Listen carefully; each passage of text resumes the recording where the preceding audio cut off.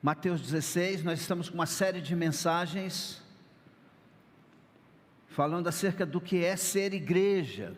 Nós somos a igreja de Cristo, que significa fazer parte da igreja de Cristo.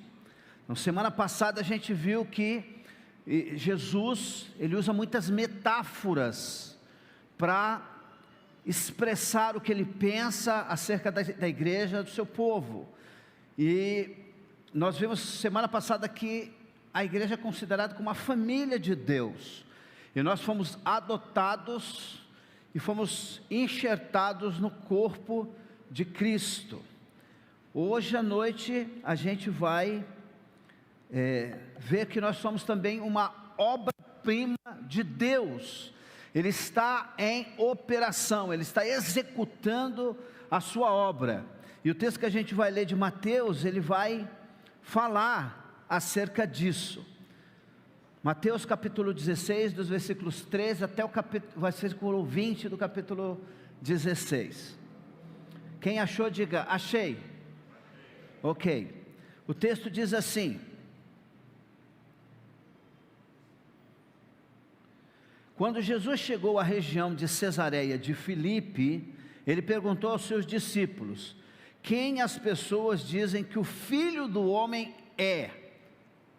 Eles responderam: alguns dizem que o Senhor é João Batista, outros que é Elias, e outros ainda que é Jeremias ou um dos profetas do Senhor. E você perguntou: Jesus, quem vocês dizem que eu sou? Simão Pedro respondeu: o Senhor é o Cristo, o Filho do Deus vivo. Jesus disse: que grande privilégio você teve, Simão, filho de João. Foi meu Pai no céu quem lhe revelou isso. Nenhum ser humano saberia isso por conta própria. Agora eu lhe digo que você é Pedro, e sobre esta pedra edificarei a minha igreja, e as portas da morte não a conquistarão. Eu lhe darei as chaves do reino dos céus. O que você ligar na terra terá sido ligado no céu, e o que você desligar na terra terá sido desligado também no céu. Então ele advertiu aos seus discípulos que não dissessem a ninguém que ele era o Cristo. Vamos orar? Senhor nosso Deus, que o Senhor, ó Pai, pela operação do Teu Espírito, possa iluminar os nossos olhos e abrir, Senhor, o nosso entendimento. Nós queremos que a Tua palavra, Senhor, seja frutífera na nossa mente e no nosso coração. Que o Senhor fale comigo e com os meus irmãos nessa noite. Nós oramos em nome de Jesus, amém.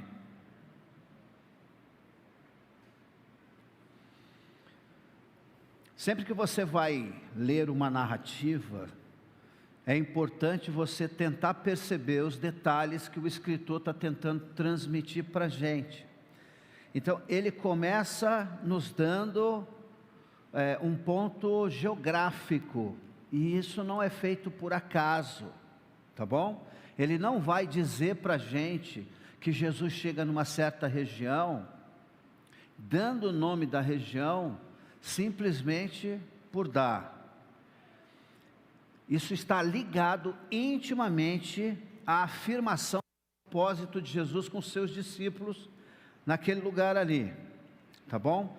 Nesse momento do ministério de Jesus, ele está chegando na reta final. É o final do ministério de Jesus, e ele vai começar a preparar os seus discípulos para enfrentar todas as crises da última semana do ministério de Jesus em Jerusalém. Lá ele vai ser preso, lá ele vai ser julgado injustamente, lá ele vai ser maltratado e por fim ele será crucificado.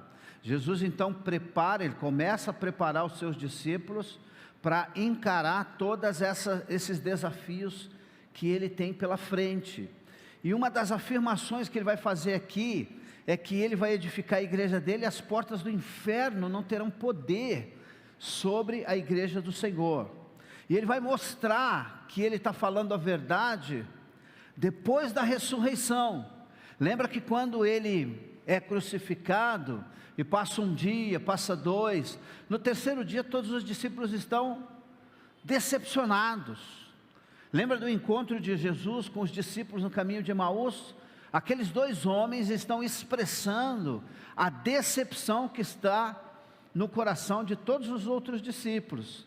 Mas Jesus ressuscita e ele se encontra com seus discípulos para fortalecer e homologar a palavra que ele tinha dado aqui em Mateus capítulo 16.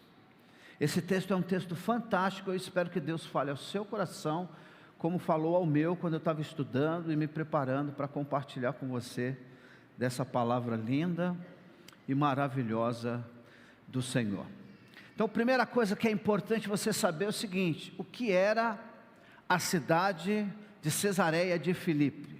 Existiam duas cidades de Cesareia, uma era portuária, tá? Então não podemos confundir a cidade portuária de Cesareia com a cidade de Cesareia de Filipe, tá? Essa Cesareia de Filipe foi construída pelo rei Herodes o Grande, em homenagem ao imperador, tá bom? E ela foi construída, e no centro lá da cidade ele colocou um templo todo construído de mármore, em memória do imperador.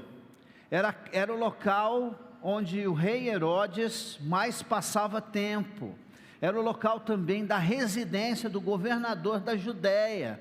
O que isso significa? Que provavelmente era onde morava Pôncio Pilatos, que era o governador da Judéia no tempo de Jesus. Então era uma cidade suntuosa, uma cidade bonita, cheia de decorações e prédios, né, que foram feitos com todo o recurso que aquela época podia oferecer. Uma cidade mesmo que de longe, vista do monte, dava uma impressão muito forte para quem contemplava aquela cidade. E Jesus leva os seus discípulos para aquela cidade, porque era uma cidade padrão, era uma cidade de referência para o povo daquela época. E ele vai fazer uma afirmação aqui fantástica, tendo como pano de fundo a cidade de Cesareia de Filipe. Eu não sei se vocês já visitaram algumas cidades bonitas aí pelo mundo afora, mas quando você vai, por exemplo, para Paris, né, na França, qual é a cidade mais famosa de Paris, da França? Paris. Por causa do quê? Da Torre Eiffel. Então todo mundo que vai à França, uma das coisas que passa primeiro na cabeça dele é ir em Paris, porque ele quer visitar a Torre Eiffel. E no Brasil, qual é a cidade referência no mundo inteiro? Você sabe? Deixa eu dizer um negócio para você, que coisa interessante. Todo mundo fora do Brasil acredita que a capital do Brasil é o Rio de Janeiro. Sabia disso? Quando você vai fora do Brasil, em todos os lugares que eu passei, quando eu dizia assim, eu sou brasileiro, ele citava o Rio de Janeiro como capital do Brasil.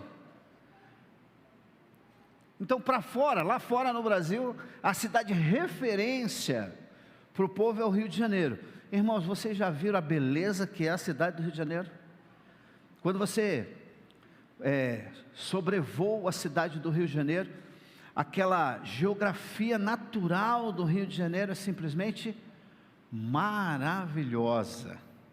Agora eu quero que vocês entendam o cenário que está sendo criado aqui para mim e para você, porque tem a ver com a mensagem, tem a ver com aquilo que Deus está fazendo, que o Senhor está fazendo com os seus discípulos.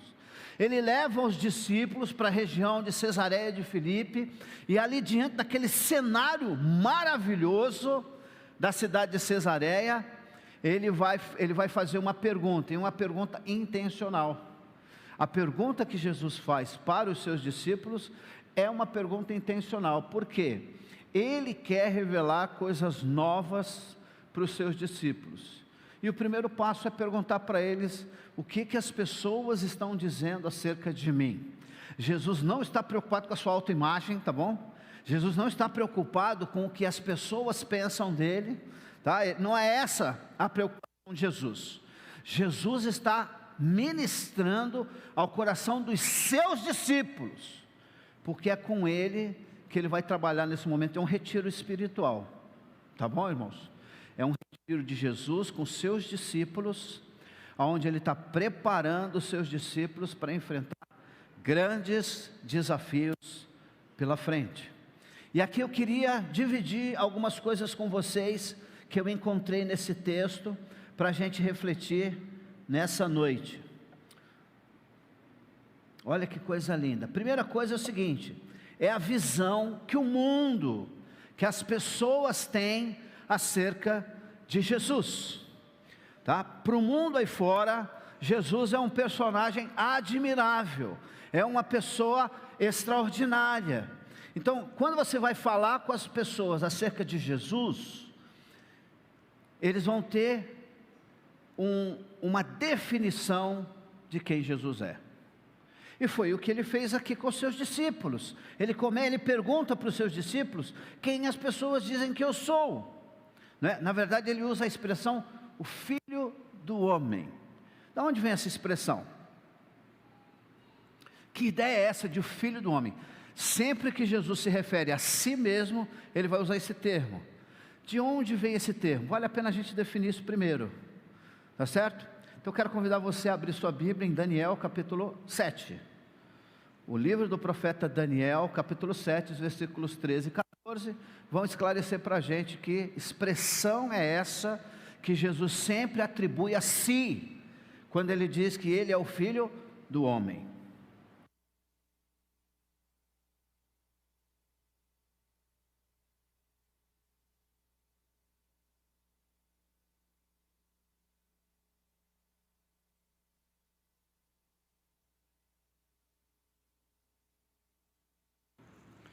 Lembre-se que o livro de Daniel é um livro com visões apocalípticas. Ele tem a visão acerca do reino futuro, de um rei eterno, que seria indestrutível e que jamais teria fim.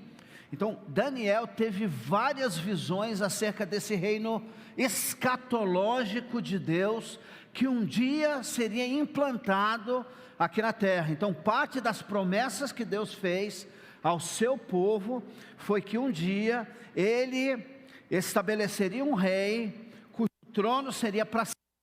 O rei seria indestrutível, inconquistável, e a expressão que é atribuída a ele é essa aqui, ó. Daniel 7,13 diz assim: depois, em minha visão, naquela noite, eu vi alguém semelhante a um filho de homem, vindo com as nuvens do céu. Ele se aproximou do ancião e foi conduzido à sua presença.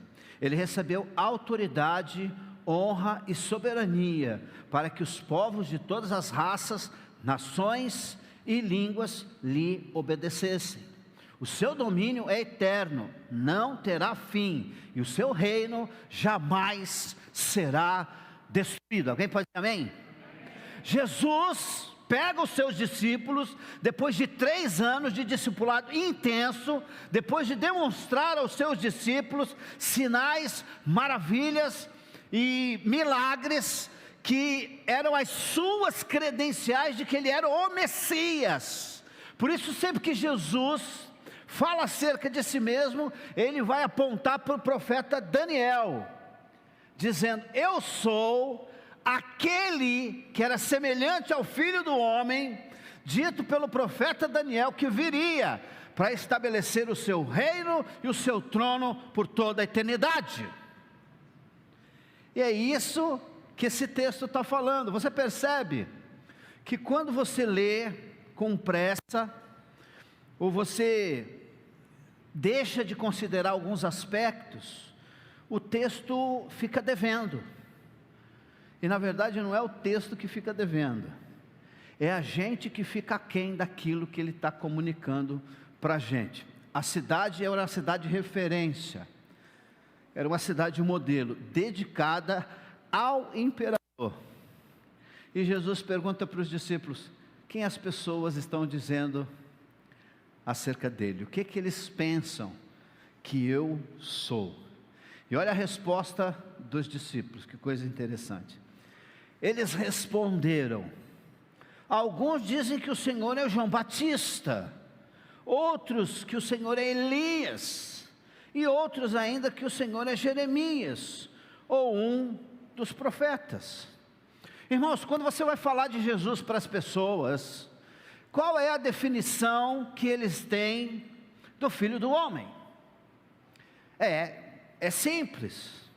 Quando você vai falar, por exemplo, com um filósofo, não é? Quando você vai falar com alguém que é sociólogo, ele vai dizer para você o seguinte: Jesus era um homem bom. Jesus era um homem bom. E muitos na igreja, quando vai definir Jesus, ele vai dizer isso: Jesus era um homem bom e ele nunca fez mal para.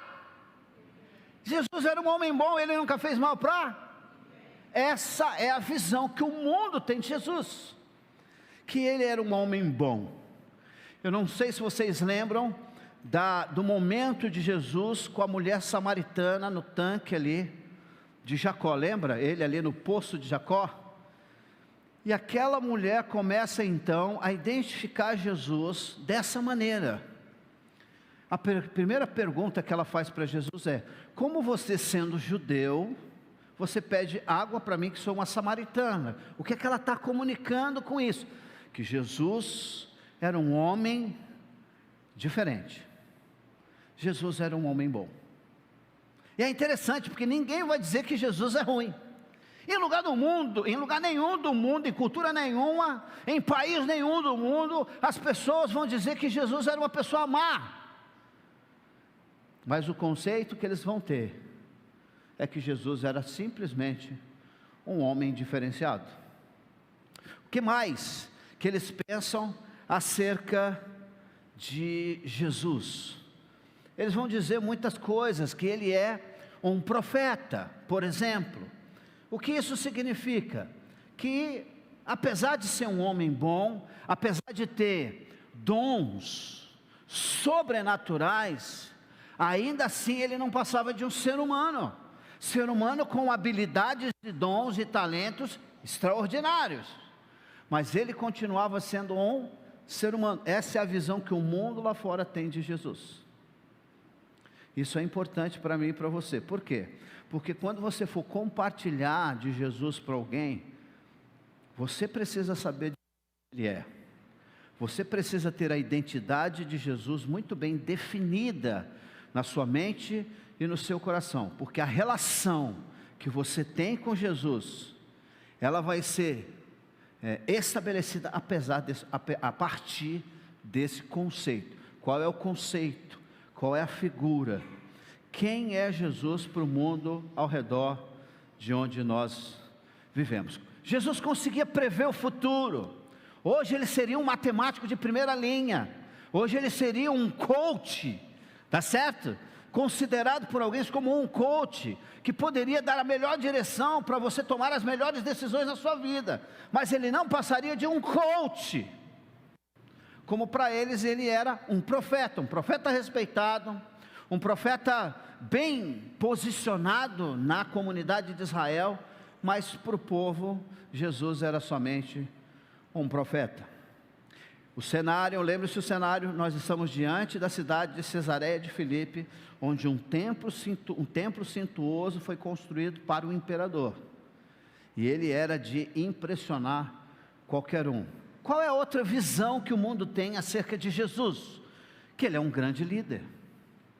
Jesus é um grande líder. Jesus é um grande motivador. Então, se Jesus estivesse vivendo nos nossos dias, muita gente ia consultar Jesus, muita gente ia convidar ele para dar uma palestra, para dar um seminário de liderança, quem sabe o Sandro, para motivar, o pessoal lá na fábrica, Sandro, a dar mais gás, a produzir mais, a servir melhor, a ser mais fiel e reclamar menos. Pensa bem, irmãos, você ter funcionários assim, que trabalha igual um louco, dá o melhor deles e não reclama do salário. Qualquer um gostaria de uma pessoa motivadora como Jesus. Ah, pastor, mas aonde o Senhor viu isso no Novo Testamento? Segundo o que eu vi do Novo Testamento aqui, o chamado de Jesus, ele vai dizer assim: ninguém que ama mais o seu pai, a sua mãe, o seu filho, ou a sua própria vida, mais do que a mim, é digno de mim. E muita gente creu no nome dele e seguiu ele. Ele não oferecia salário, ele não oferecia recompensa financeira, mas ele foi admirado e seguido por muita gente. Então, para muita gente no mundo aí fora, Jesus é um líder extraordinário. Mas Jesus não estava preocupado com o mundo aí fora. Jesus estava interessado no coração dos discípulos. E ele então continua o diálogo com os discípulos e diz assim: e vocês?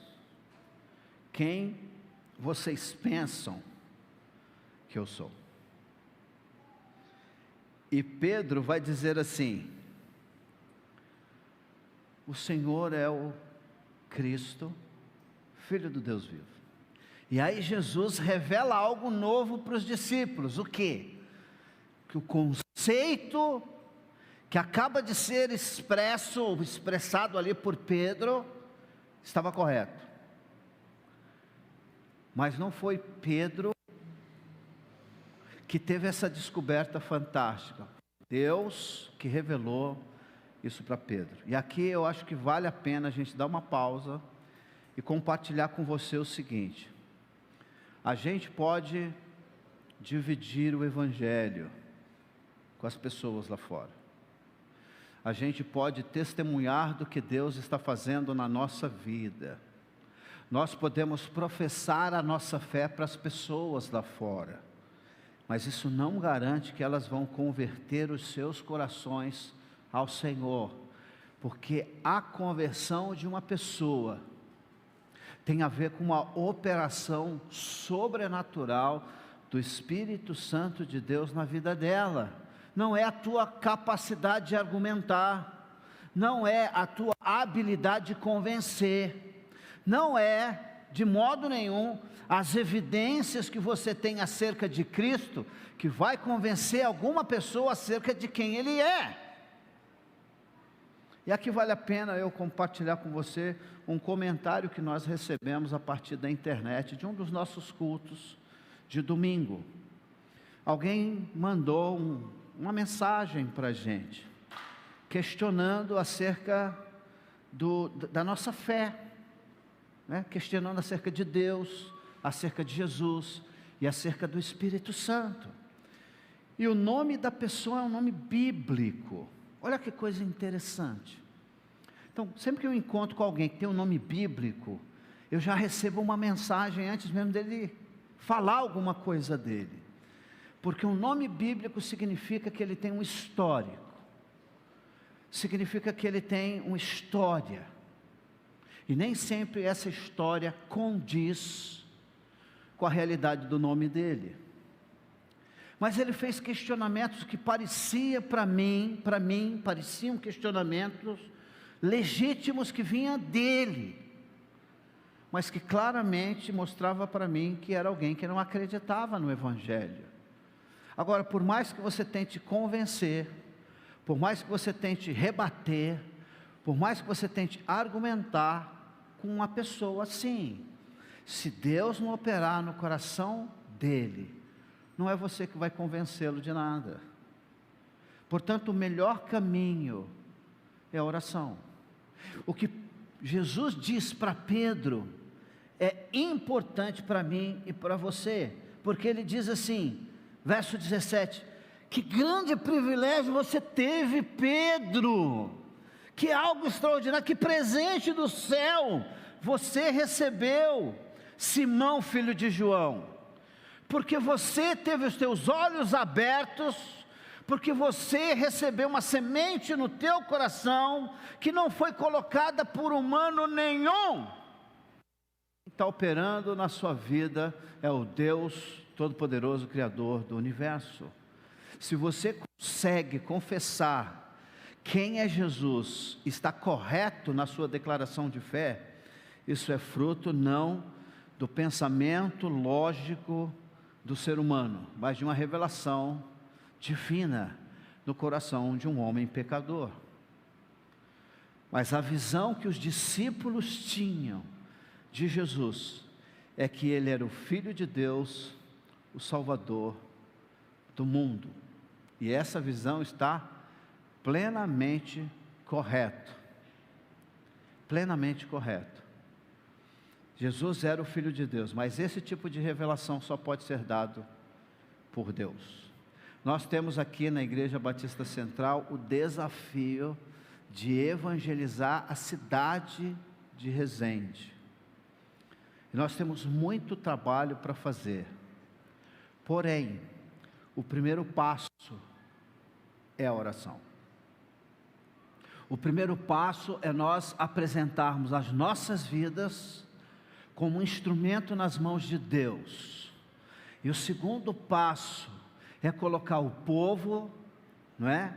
A população dessa cidade, das cidades ao redor, no altar do Senhor, para que Ele vá diante de nós, para que Deus vá à nossa frente, preparando mente e coração, para quando ouvirem o Evangelho, eles sejam receptíveis à verdade pregada por Jesus Cristo. Ele é o Filho de Deus, Salvador do mundo, tá? Na verdade, a expressão que Pedro usa aqui é que ele era o Cristo, o Messias.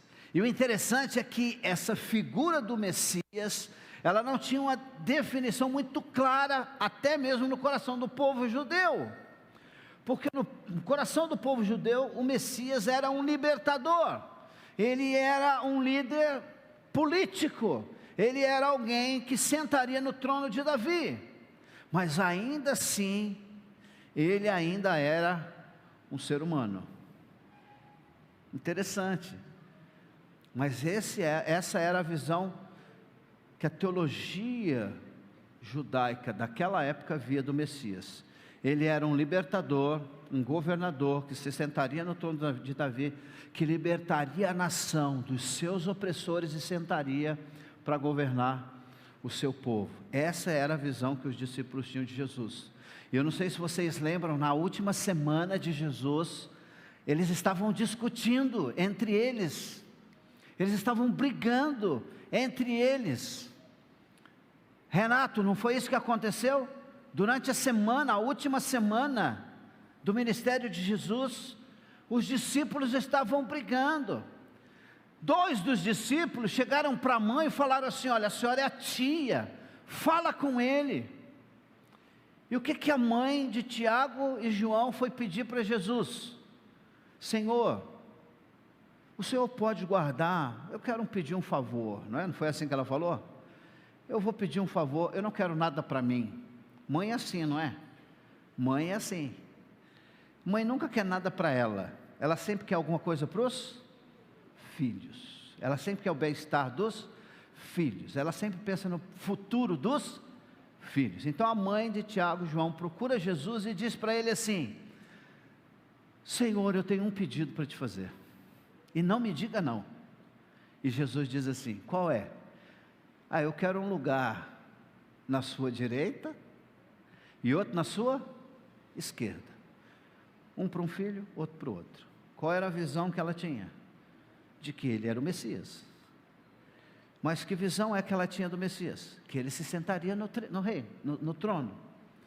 A visão que eles tinham de Jesus ainda era limitada. A visão ainda era limitada. E os discípulos estavam se degladiando um contra o outro, porque eles estavam disputando o quê? O primeiro lugar ao lado de Jesus. Foi por isso que Jesus pegou a toalha, colocou na cintura e começou a lavar os pés dos seus discípulos. E ali ele dá uma lição para mim e para você simplesmente extraordinária. O reino de Deus é diferente do reino dos homens. No reino dos homens, você domina e exerce o poder. No reino de Deus, quanto maior a posição, maior a responsabilidade de servir. E ele mostra isso para a gente dizendo assim: eu realmente sou quem vocês dizem que eu sou. Por isso eu vou fazer o que eu vou fazer agora. Vai e lava o pé dos seus discípulos. Irmãos, uma pergunta para vocês. Será que naquela época, na época de Jesus, tinha chulé? Será que tinha chulé naquela época? Sim ou não? Será que chulé é uma doença moderna? É um problema? Doença não. Será que chulé é um problema moderno? Naquela época não tinha chulé? O que vocês acham? Sim ou não? Pastor, que relevância isso tem? Toda. Porque você servir alguém que está tudo certinho, você se dedicar a alguém que não tem problema nenhum, é fácil. Difícil é você ter que tirar percevejo e carrapato de gente que está lotado disso. Difícil é você lavar o pé de alguém que tem um chulé violento.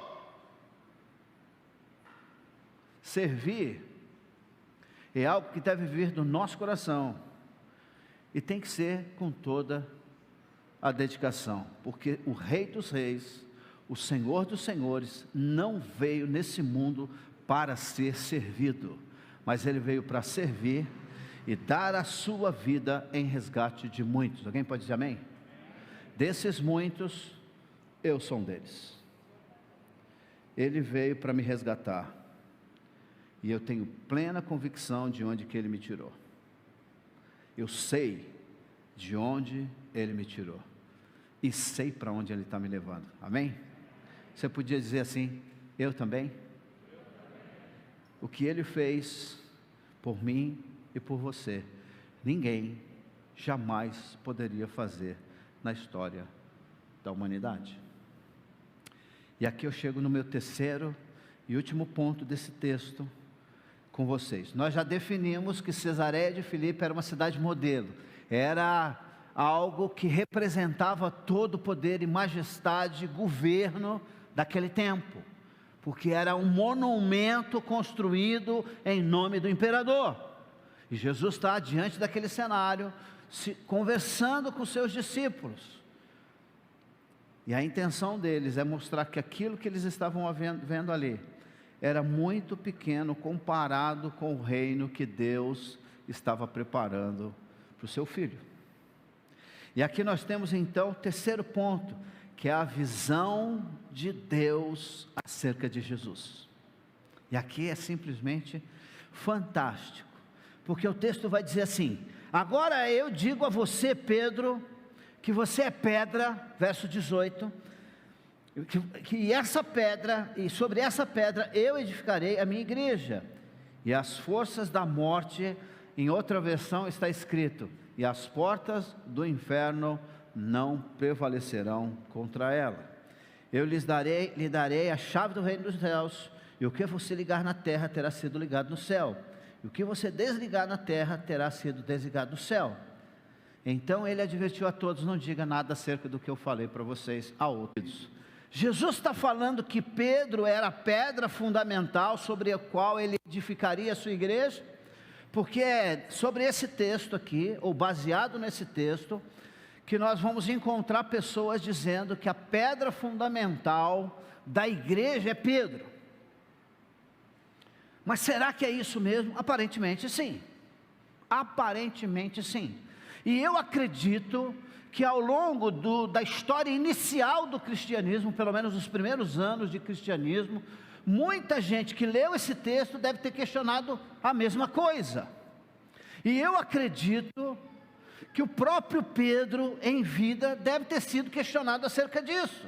Porque se você lê assim, passando o olho, a primeira impressão que você tem é que Jesus está dizendo que Pedro seria então a pedra sobre a qual ele edificaria a sua igreja.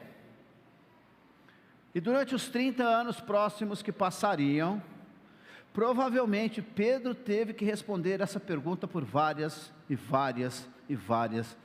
vezes.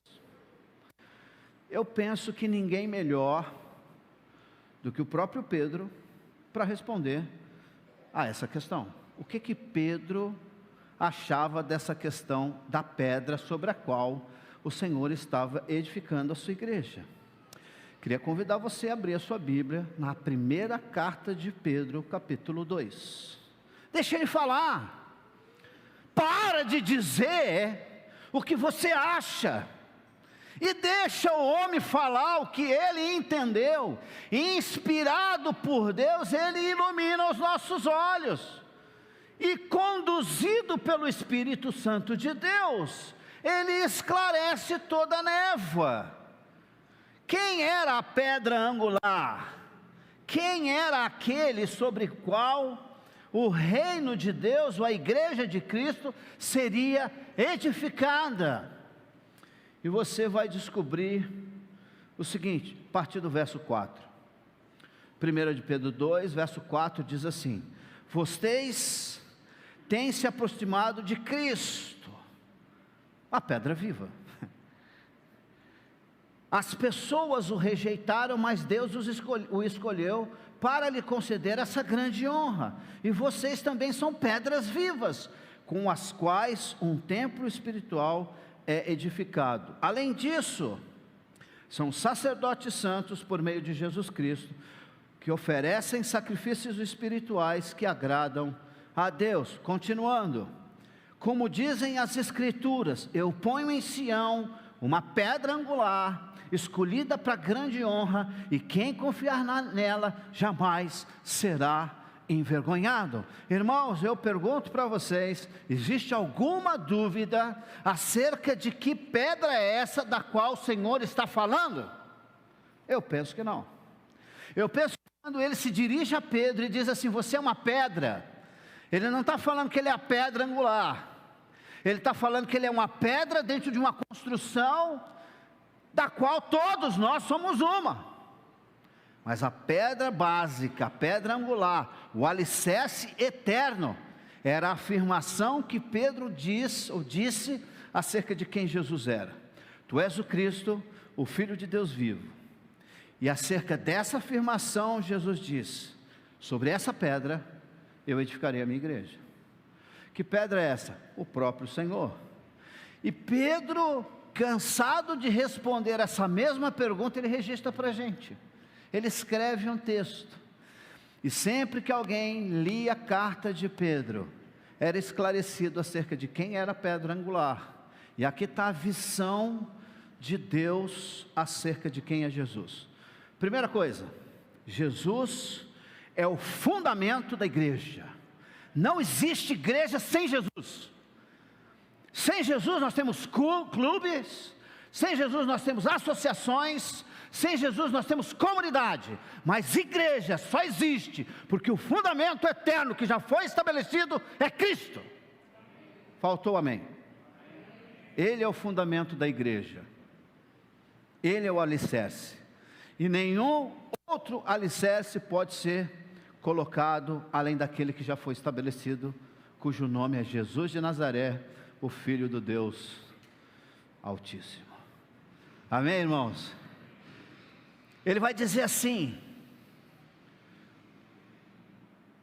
eu edificarei a minha igreja, e as portas do inferno não prevalecerão contra ela.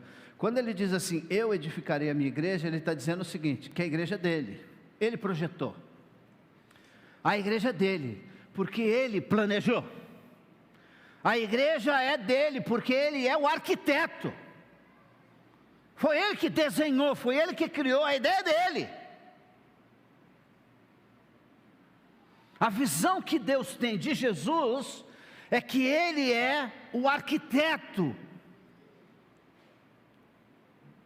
que desenhou todas essas coisas. Não sei se você sabe ou não, já falei isso aqui? Acho que já, né? Uma das minhas filhas, que eu não vou dizer qual é, ela começou a esboçar, alguns anos atrás, a ideia de ser arquiteta. Ela queria ser arquiteta. E eu comprei livros para ela de arquitetura. Livros de arquitetura, eu fui pesquisar sobre arquitetura. Irmãos, o trabalho do arquiteto moderno hoje é simplesmente extraordinário. É o arquiteto que dá beleza ao ambiente. É o arquiteto que dá aqueles detalhes, que você olha assim e fala, nossa, que curvatura linda, eu não tinha reparado nisso. Os maiores monumentos que nós temos no Brasil foi desenhado por arquitetos. Quando você pensa em fazer alguma coisa bonita, uma construção bela, pomposa, você contrata quem? Um arquiteto. Eu já falei isso aqui, né? Se você não tem muito dinheiro, você vai contratar o quê? Um engenheiro. Ah, pastor, mas o senhor está depreciando o engenheiro. Não, o engenheiro vai assinar a obra, quem vai executar o trabalho é o mestre de obra. Mas quem desenha, né? Quem expressa os detalhes, as curvas, é o arquiteto. Quando Deus olha para mim e para você, Ele vê a gente, não como um prédio comum, não como uma obra realizada por um amador. O arquiteto desse projeto tem um nome, e o nome dele é Jesus. Se você pegar um desses, como é que chama isso? Para ver o universo? Telescópio. Você sabe que estão produzindo telescópio novo aí, né? Melhor do que o Hubble. Melhor. Mas se você pega o Hubble e dá uma olhadinha no universo, você fica encantado com o universo. Porque o universo é maravilhoso, é lindo. E quem desenhou o universo foi o mesmo que desenhou a igreja. E o nome dele é Jesus. Amém, irmãos? Por isso o centro do nosso culto é Jesus. O centro da pregação é Jesus. E o centro da minha vida e a sua tem que ser Jesus. Não pode ser você, não pode ser eu, não pode ser o meu filho, a minha filha, não pode ser minha esposa, não pode ser o meu marido, aliás que eu não tenho, mas não é? Você que a mulher tem, mas você não pode colocar ninguém no centro, que não mereça estar lá. Só tem um que tem todos os créditos para esse lugar, o nome dele é Jesus. Nós estamos em plena obra de reforma, e eu não estou falando da igreja central, eu estou falando da minha vida e da sua. Deus começou uma boa obra, e a obra que Ele começou, Ele vai terminar, porque além de ser o arquiteto, Ele também é o construtor. Ele é o fundamento, Ele é o arquiteto e Ele é o construtor. E você sabe o que me chama a atenção, irmãos? Eu quero confessar para você, de vez em quando eu tenho umas descobertas doidas, e essa foi uma delas. Quando Deus criou todo o universo, quando Ele criou todo o universo, Ele deu uma palavra e todas as coisas vieram à existência, no céu e na terra. Para organizar o planeta azul, que é o nosso planeta Terra, Ele deu ordens e as coisas começaram a ser colocadas nos seus devidos lugares.